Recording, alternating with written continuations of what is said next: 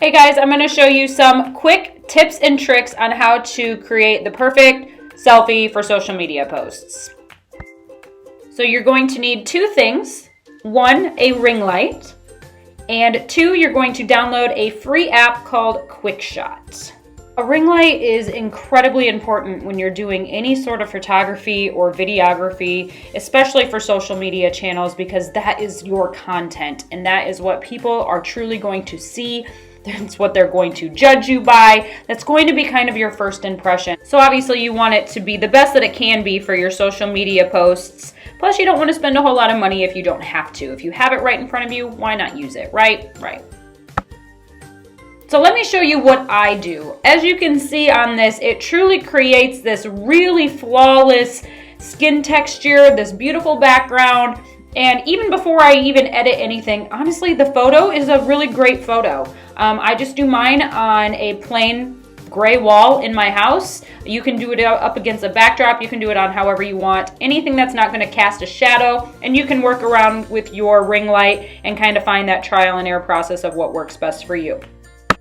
So now that you have your photo, I'm going to have you download an app called QuickShot. This QuickShot app is a very, very easy to use editing tool. It's much like what you would see as far as Adobe Photoshop. It's just a very user-friendly app that you can use right on your phone. So very quick, I'm going to show you what I do for my photos. Obviously, we're going to go ahead and pick our raw photo here. I'm going to select filters, and I always use this particular filter. I don't know why, I just really love it. It creates this really pretty, soft, kind of blue, cool cast as a filter. You don't really need to do much else as far as editing. However, if you want to do some skin editing, you can use Facetune, which is what I use. So we're going to save the photo, bring it up in Facetune, and this is where we can get kind of nitty-gritty with any blemishes, and maybe anything that's on our shirts, on the walls, maybe just fixing hair, etc. So if you zoom in and smooth out some of your blemishes, it'll create this really nice kind of airbrush effect. And I don't overly do this, obviously, because there is such a thing as over-editing. You can soften the lips, you can soften the skin. You can do a lot more on this editing software too. That is just what I particularly use.